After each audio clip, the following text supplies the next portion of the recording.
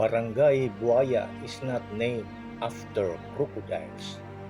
Everyone in Lapu-Lapu gets this wrong, and locals will fight you for this truth. Before it was Lapu-Lapu City, this was Upon. No crocodiles in the records, but there was a plant everywhere.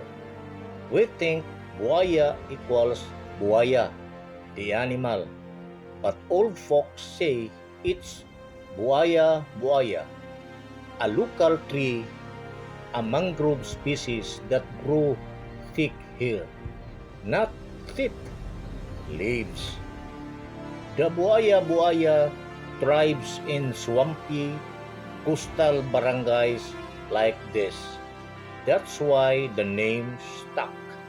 It's botany, not zoology. Lapu-Lapu folk etymology at its finest.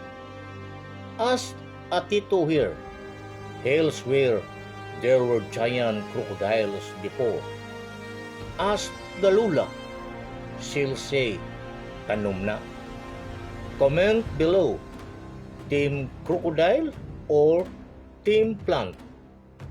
It makes sense. Most barangays are named after trees. Marigondon, Basak, Pahok, not after predators. This is Danao Bulacan, where names have secrets. Follow for the real story of Upon.